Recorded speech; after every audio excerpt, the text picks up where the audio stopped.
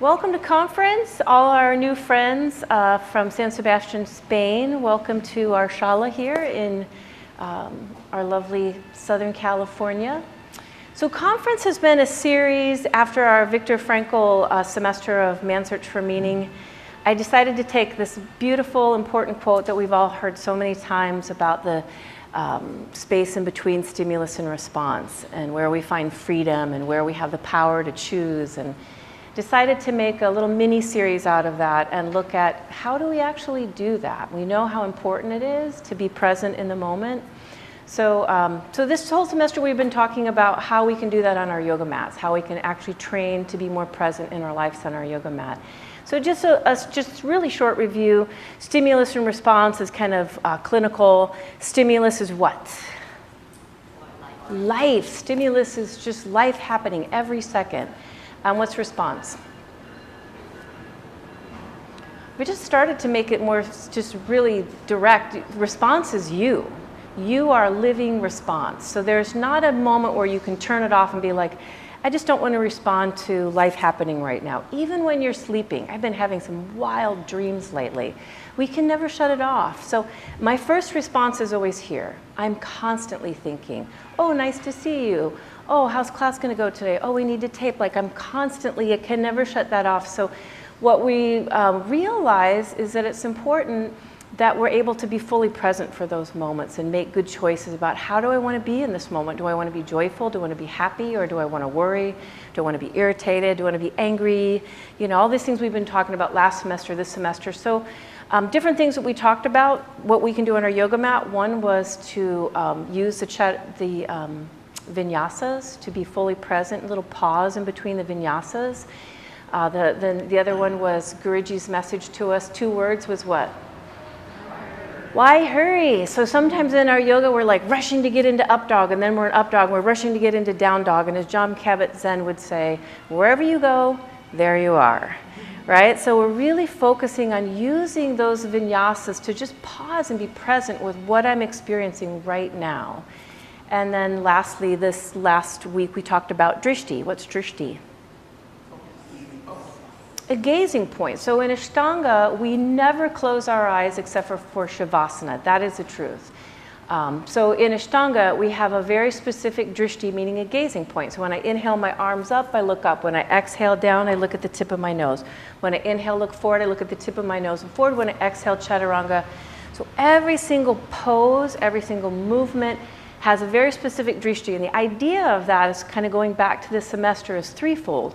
1, it's going to keep me in alignment and keep me extended. 2, it's going to keep my energy moving so I'm not collapsing, but I'm breathing breath through my chest and my spine and my heart and my throat is part of what that drishti gives me, rather than just closing my eyes and looking down and shutting down all this powerful potential for using the vayus to move energy. And then thirdly, which I think is so important, is it helps us focus the mind. So we look at pratyahara, dharana. So pratyahara being the 5th limb, which helps us pull back, or 4th limb that helps us pull out of just being kind of pulled around by our senses. Oh, I just heard a noise in the back room. Now I'm distracted. Now what was I saying? No problem. I can focus because I train here on my yoga mat to not be distracted by what I see, what I hear, what I smell. I can control that. Dharana being where I can hold my attention, largely for us has to do with using that drishti to look at my toes, look at my ankles, look ahead of me, and really keep that focus strong and sharp. And then, of course, when we train, like today, we're all going to do that for an hour and a half, and it's like doing push-ups, right? If I do push-ups for an hour and a half, my arms are strong, my back is strong, my core is strong. Same for our mind, neural pathways. I keep training my mind. Mind, you're going to go where I want you to go. Because my mind can easily go somewhere else. Oh, I'm going to worry. Oh, I'm going to worry. But now my mind is stronger, and I can say, no, I choose not to worry, is what we're doing with our yoga practice and this idea of a drishti. So I wanted to use an example today of one of my favorite animated films called Up. How many of you have seen the film Up? You have to see it. It's a great one, right? In the movie Up, it's sort of there's an adventure taking place, and on the adventure, this older gentleman encounters a dog that, as dogs do, he's like, "You're my person, I love you," and the dog goes everywhere with him, right? But the unique thing about the dog is the scientists made the dog's collars. And the dog collars mean that they can speak to people in whatever language you speak, Japanese, Russian, English. So the dog has this collar on, so he's always talking to his person then, right? So what happens in the movie, there's a typical dog is like talking to his person, doing whatever they're doing, and then all of a sudden he'd be like, squirrel, right? So this became like a cute thing for all of us to think about. We know dogs, I have my dogs, all they have to do is see a squirrel and it doesn't matter what you're holding in front of them, the squirrel is gonna fully get their attention, right? I have one of my dearest friends on the planet, she loves dogs, and we could be having the most deep conversation. I could be pouring my heart out to her. And if a little cute dog goes past, a lab goes past, that's her squirrel. She'd be like, oh, cute dog. I'm like, dude, I was just pouring my heart out to you, right?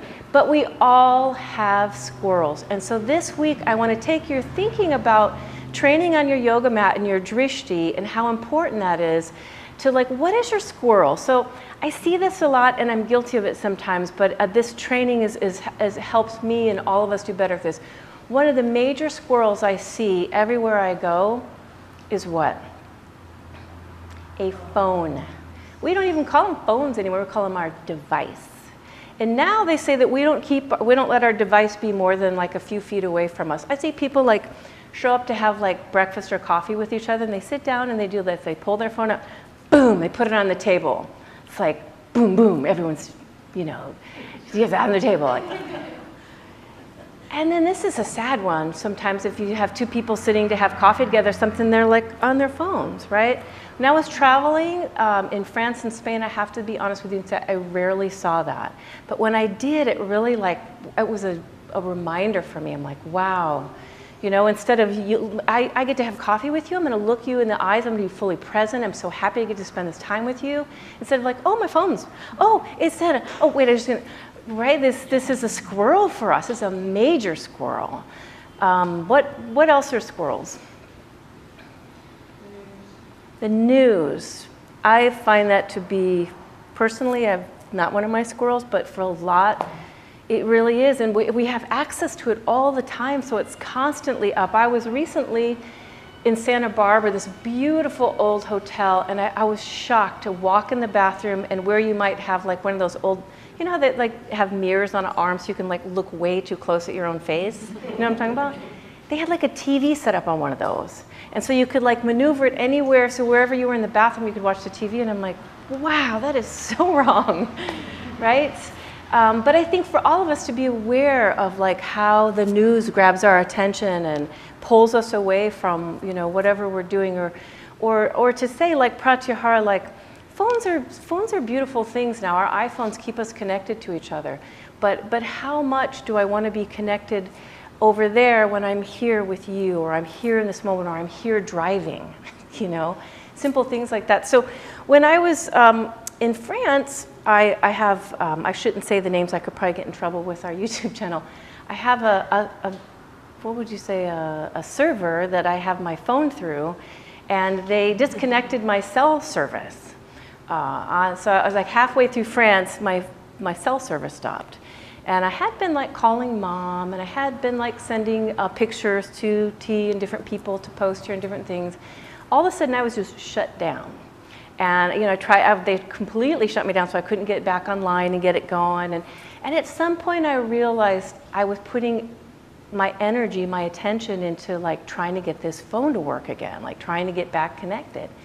And I realized here I am in France, and how precious my time was there, and how it was such a great lesson for me. And even I don't think I'm someone who's terribly overly connected, but to just be like, you know, I'm just going to have my experience, maybe get a couple pictures and share them with people later, but it helped me at a whole nother level just be fully present in the moments that I was living, and to put that aside was actually, I didn't tell the server this when I got back, the services, but it was kind of a favor, right?